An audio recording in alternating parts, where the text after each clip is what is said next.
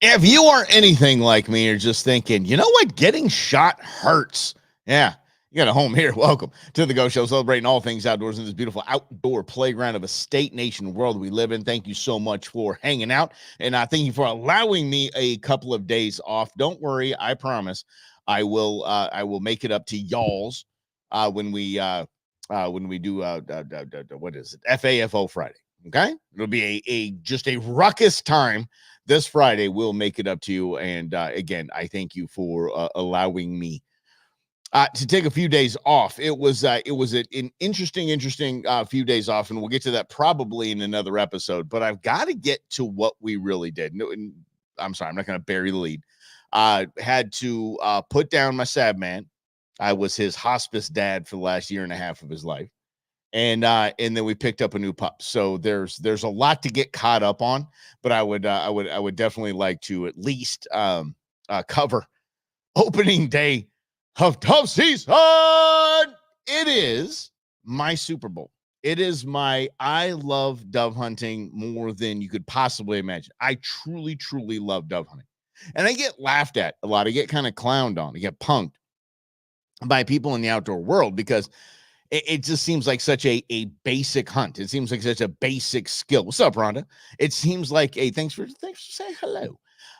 It seems so basic and easy. It's just fun to me. It's like an arcade. It's just too much fun. I love dove hunting. What's up, Rhonda? It is a blast. So when September 1st comes around, I'm all about it. I'm down. I'm ready to go. I'm dialed in. Let's go. Let's make it happen. Got the belt. What's up, Lynn? And I did see your black vultures. We will get to the black vultures tomorrow, but I was shot over the weekend, so we're gonna start there, okay, bud? So yes, I was, and so we're gonna get to it. But anyway, opening day is a big thing, huge deal to me. And so you're back from Wyoming. Okay, so Rhonda's back from Wyoming and missing the cooler weather. Are you sure it's hotter than Satan's butt out here? It's so bad. Actually, opening day wasn't that bad, but I want to get to opening day. So here's what happens. So I believe that I understand. And Lynn wants to talk about black vultures that are causing a lot of problems. What's up, Grizz? And the destruction that they cause. We'll talk about the wolves, these Colorado wolves. Remember when they let those out? They're like, oh yes, we're going to reintroduce the wolves in Colorado. We'll see how that's going. But let's get back to opening day. So September 1st in my mind should always be a holiday. It's nationwide. It is opener of dove season, and it is amazing. It is such a great way to introduce people to the sport, introduce people to the outdoors, introduce people to hunting, and really show maybe any anti-group that you have, maybe any anti-branch of your tribe that is, oh, I can't believe Mike goes out and kills things. It's cool to take them dove hunting, and they're like, oh, okay, this isn't as crazy as we thought. Unless you were out there with me on Sunday. I told Queen Bee, I said, I don't even want to go out opening day. Opening day is the Sunday of a holiday weekend. I don't even want to go out unless we can get tucked into our little corner over there at Robbins Butte and we can, kind of call in a favor or two. I don't want to go out. I don't want to do it. And I'll just go out during the week when everybody's, back to doing their thing, and I'll just get out and maybe spend a few mornings out there hunting. So, thanks, Grizz. I appreciate that, buddy, and I appreciate everybody letting me take a couple of days off. I appreciate that, but we're back into it, back with a vengeance. Here was my crew. My crew for opening day consisted of a branch chief for your Arizona Game and Fish Department. Right out of the gates, your Arizona Game and Fish Department have a branch chief. He reports directly to the director. It's the commission, it's the governor of the state, the commission, the director, and then the branch chiefs, and then all the underlings. So I have him going. He's bringing in a former Minnesota director of Game and Fish, and some scientist numbers guy. And I'm like, okay, we got kind of a VIP list going here. And not one, not two, not three employees from that little organization that used to do hunting classes or firearms classes. Oh, yeah, the NRA. And me. So I'm thinking, okay, it's branch chief, former director of a state's conservation agency, 3 members of the NRA, and myself. We're going to get into a spot where we can, kind of no one else gets to go, kind of a little thing.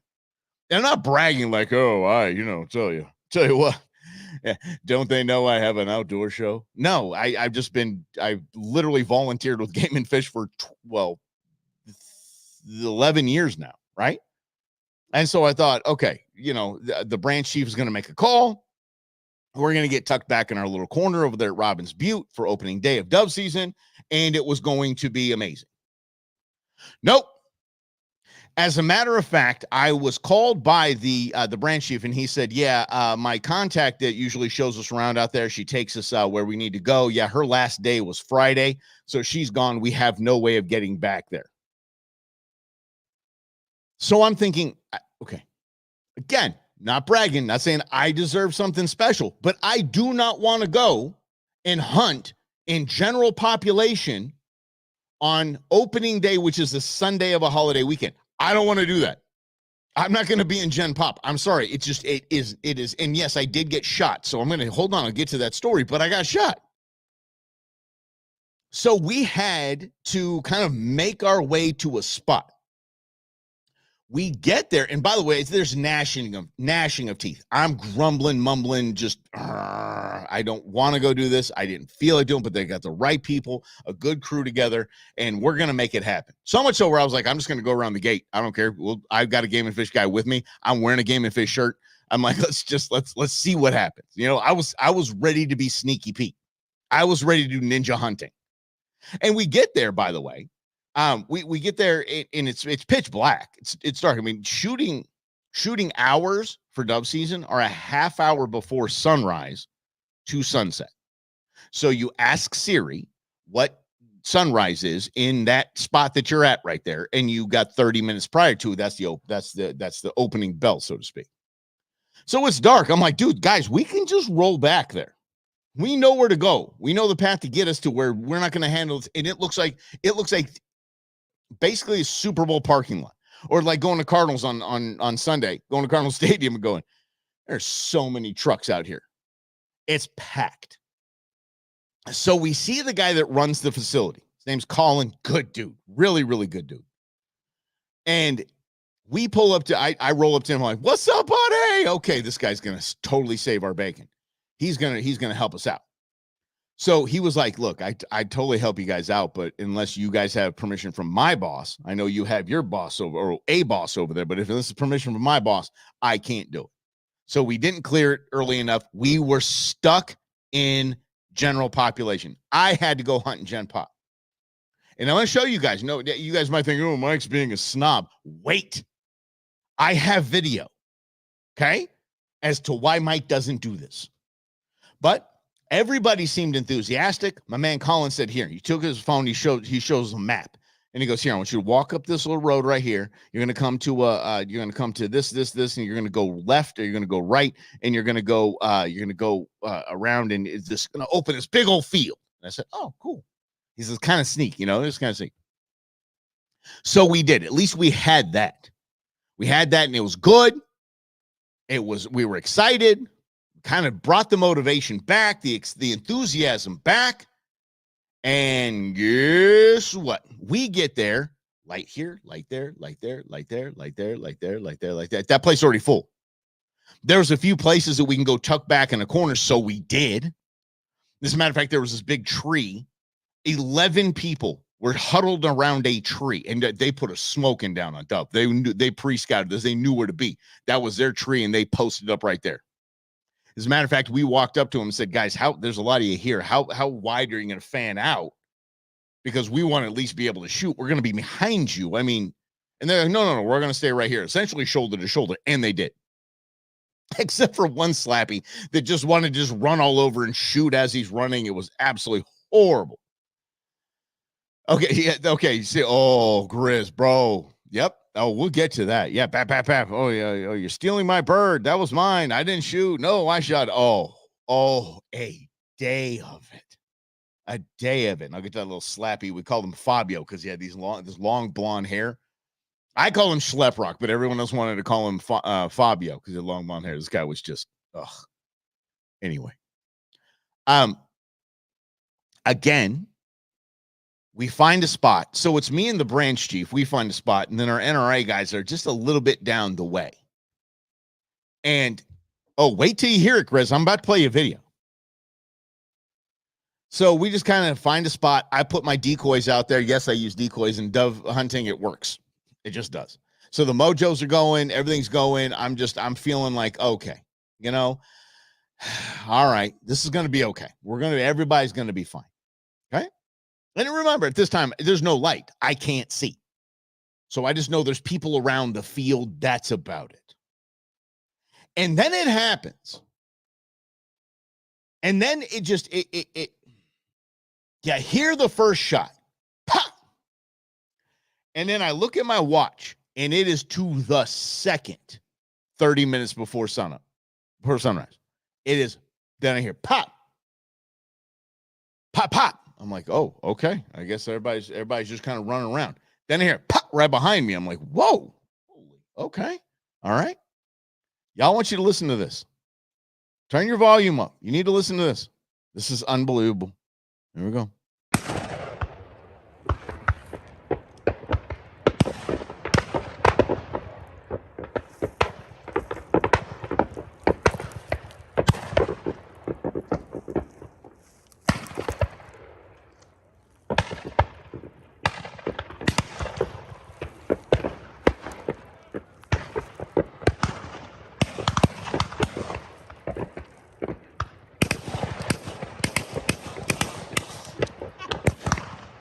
What in the name of Fallujah is happening at that point? That's opening day in Gen Pop. So people, oh, Mike, let me tell you this. Oh, I tell you what, buddy, you're kind of acting a little snobby there. You don't want to be stuck in Gen Pop. It's dangerous, y'all. I mean, look at this. Look at this. Okay, Matthew, did you hear it? Okay, Matthew heard it. And I want you guys to hear the same thing. He said, I could hear it coming down on you. So that's called getting rained on. I'm so glad you picked that up. So getting rained on, it's the shotgun pellets that are kind of raining from the sky. I want you to hear it again.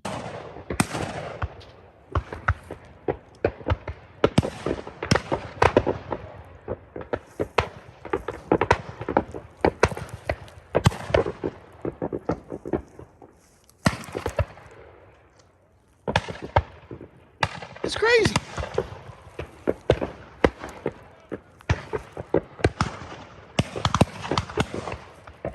I'm blown away by this. Yeah. Everybody was just, and it was wild to me because there was, I've been rained on a bazillion D times. It's no big deal to me. It's kind of interesting to me. Kind of feel it. You're like, ooh, that's don't know why. I kind of like it. And the branch chief that was with me, you heard him laughing in the background there. He said there was something different. There was something different because several times I hit like a thud. Like it felt like something flicked you. Like, ow, what the mother? Like that's, you get the rain, comes down on you and then pop. I'm like, whoa, that was on my shoulder. He goes, yeah, I just got one on my arm, dude. What was that? I'm like, I don't know. But I was not having a good time. Y'all, that you never hear me say that. You will never hear me say, other than this situation, I didn't have a good time on opening day. I was not having fun. It was not fun. I was looking all around me going, I don't know. I really don't know. It did sound like the 4th of July, Lynn. But I didn't trust anyone. There was the kid that we call Fabio. I call him Schleprock. Like he would run to get a bird that he shot, and he was shooting other birds while he was doing it. Like he was suppressing fire. It was the dumbest thing. I was like, this is not safe. By any stretch is this safe. So much so the game warden came up to that dude and was like, come on, we're gonna go have a little talk. Because opening day of dove season, opening weekend of dove season is so big in this state that all of the wildlife managers, the game wardens, essentially, is what we call them, wildlife managers here. The game wardens are all in Maricopa County, all of them, from all over the state, all in Maricopa County, doing checks, making sure people aren't being idiots like Schleprock. And so it wasn't a good time. So I'm standing there again. I have guests. I'm not just going to be like, guys, this isn't safe. Let's get out of here. It probably was the right thing to do, but nah, come on. Safety third. I took my first bird. It drops. And I'm like, oh, crap. Now I've got to go out there and get the thing. Like, I've got to go off of kind of our line. It's this big, like, square that everybody's shooting into the air or at each other. And I've got to go out there and get my bird. I'm not kidding, y'all. I was like, doom, doom, doom, doom. My heart was pounding. I was like, I don't want to go retrieve the bird right now. But everybody else is running around shooting birds while they're doing it. And it just wasn't enjoyable, y'all. I am the biggest advocate for dove hunting. I am a dove hunting apologist. I am. Not this time. I don't think that's safe. I'm blown away that it is still kind of that way. Like, they allow that. It's crazy to me. So I retrieve my first bird. I retrieve my second bird. I retrieve my third bird. I go back and I stand in the same spot that I'd been standing in this entire time. You know, this is probably an hour long, right?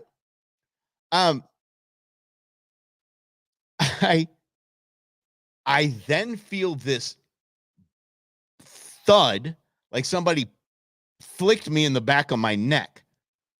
And then this, like somebody did that, flicked the back of my neck with a hot poker. And I knew right away I was just been hit. And hit good. Like, I've been peppered before, guys, and it sucks. It's not fun. This was bad. And so I got hit in the back of the neck. And I reached back immediately. I think I screamed a little. Maybe I squealed. I don't know. I'm going to say I went, oh, that's what the story I'm going to tell forever. Is that I just felt it and went, oh, like that. Yeah. But I more like, is probably what it sounded like. So anywho, so I reach back and I know right what's going on. I feel the blood and I go, and I just grabbed both sides and I just pinched, and there it is. That the little pellet popped out in my hand, and I just felt the blood and trickle. I'm like, okay, great. Yep. Got hit.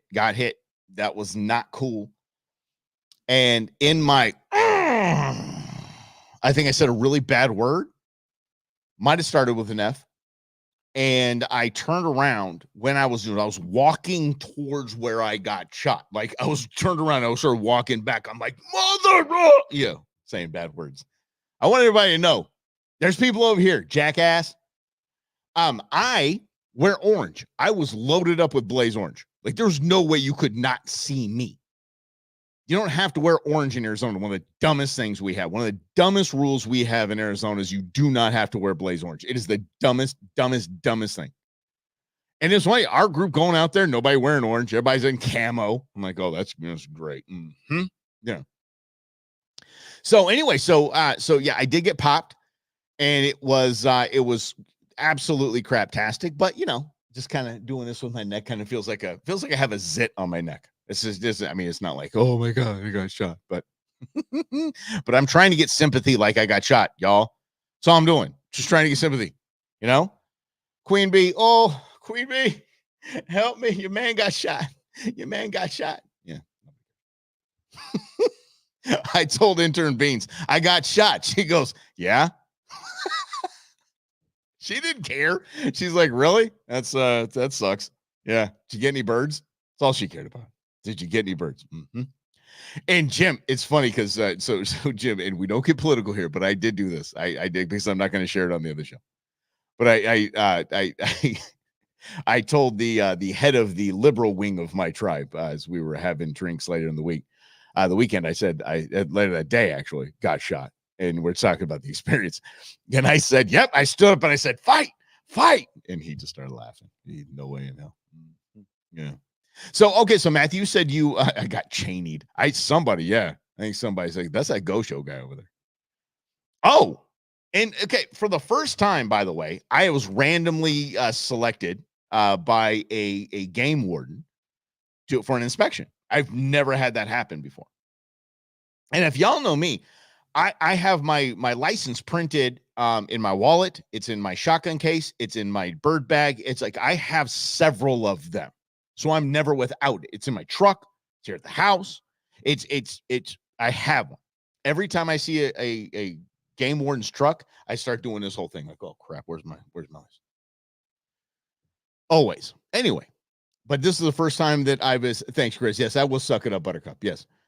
So and it is on my phone. Yes, Matthew, it's on my phone as well. Anyway, so they all I hear is, okay, everybody, face away from me and unload your firearms.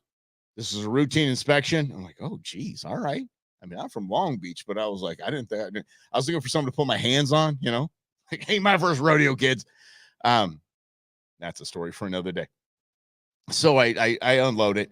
He comes up between me and basically his boss's boss, and he just looks at me and goes, ah, crap. All right, let me get out of your guys' way. Go ahead and do this. Yeah, go ahead and just I can't believe I stopped a Game and Fish branch chief and Mike from the Go Show. That's it. Yep. Mm-hmm. Yeah. Check out. Let me see. Check out and make sure you got that plug. Okay. So what Matthew's saying here, which is fantastic, is they always want to check if you got a plug. So you can only have three. You can only have three shells in your shotgun at all times here by law. And the manufacturers don't make shotguns that way, and so you have to put a plug into your firearm. So when you get that third try to put another shell up there, a fourth shell, it's not going to work. So that's what he's talking about there, and that's a big thing, by the way. That's a huge thing. My buddy Doug Burt, I'm going to tell him, whatever. I've had him on the show a bunch of times. He's he's a branch chief for Game and Fish. Good dude. He's in charge of when there's an event in like Ben Avery. He gives out he loans out the loaner shotguns. The loaner shotgun program is under his purview. And he said the funny thing is he had directors in from like all 50 states for an event. It was a big, huge event here in Phoenix. They all went to Ben Avery. All of the people traveling in were borrowing shotguns. They had the loaner shotguns. After the last guy brought the last shotgun in at the end of the day, he goes, oh crap, I didn't check if there are plugs in these things. Like I have conservation bosses that are borrowing my shotguns. It's under my purview. This is my responsibility. Not one of them had a plug. Not one had a plug in it. Oh yeah, you didn't get a fine. Mm-hmm. Yeah, no matter what you on there's on, it's right. Just shotguns got to have three shotguns at 3 max, and that's the way it goes. My lack of shooting success, two things. I was suffering from projectile dysfunction at the time, and I did ask my buddy Travis, should I shoot the semi-auto or my over-under? He chose semi-auto, so I shot the semi-auto. I would have done so much better with the Satori. I would have done so much better with the over-under. Yeah. What a bleeping day. But something the NRA guys that were down the road, they'll limit it out.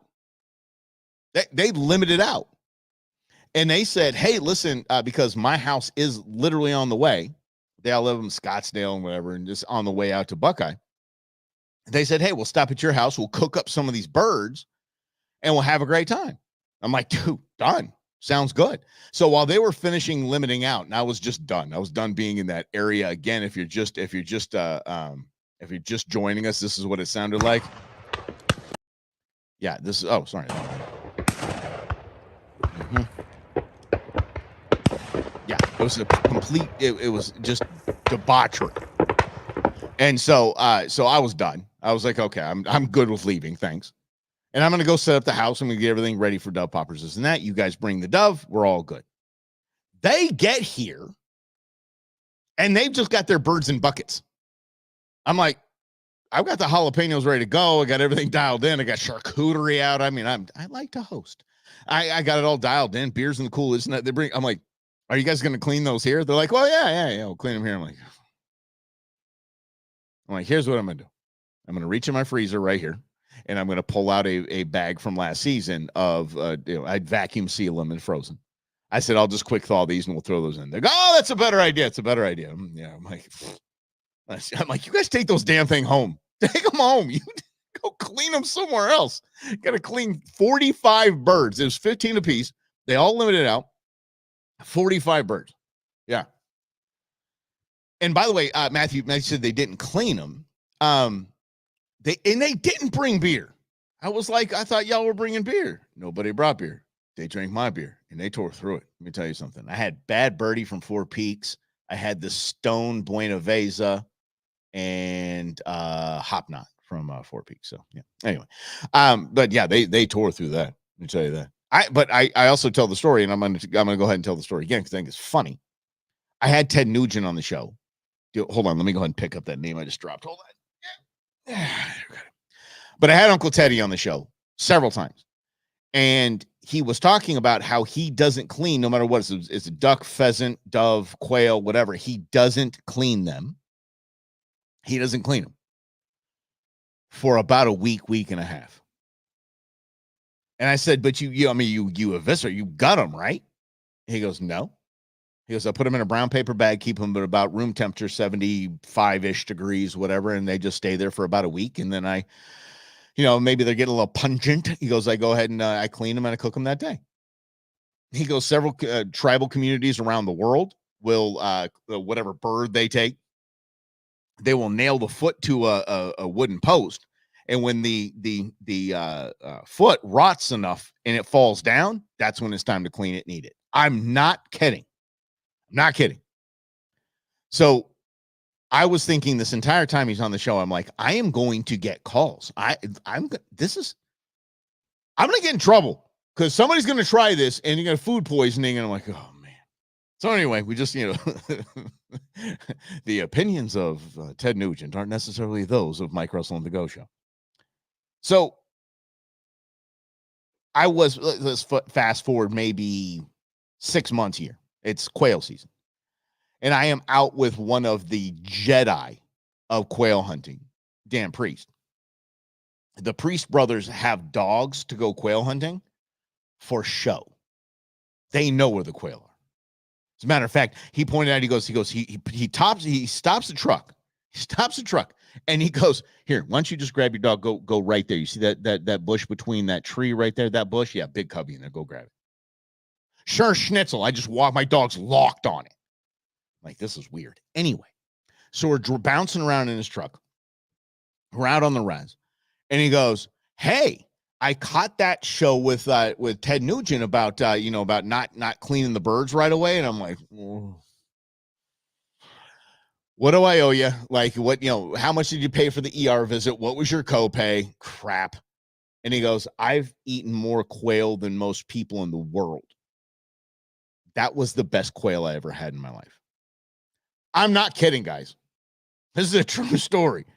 And these people live and breathe quail and cook quail all the time, eat quail all the time. He goes, I've never had better quail in my life.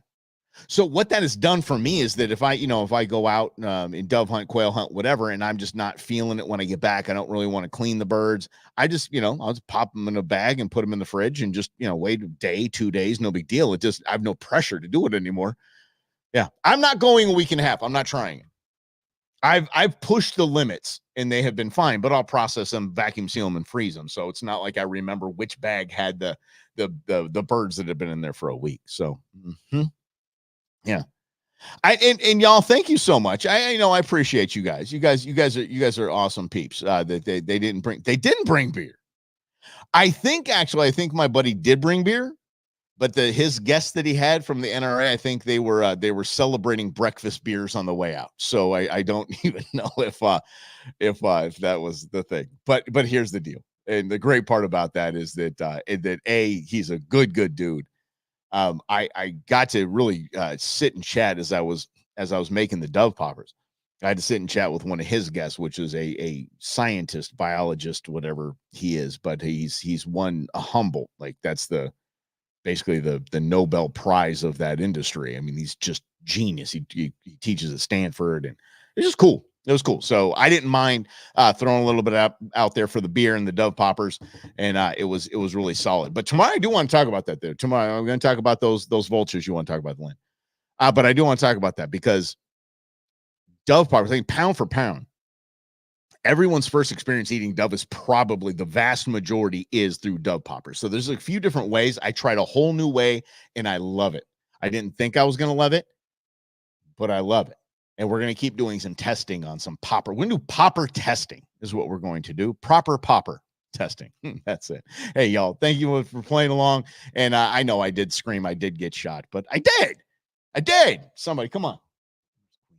All right. But anyway, tomorrow we're going to do this at 11 o'clock. Thank you so much for hanging out. And again, thank you for allowing me a little bit of time off. We are full speed ahead. Lots going to be happening on social. So again, please share this out and like it, and love it and comment along. So we love you. Thank you for being here. We'll see you tomorrow right here on The Go Show, celebrating all things outdoors in this beautiful outdoor playground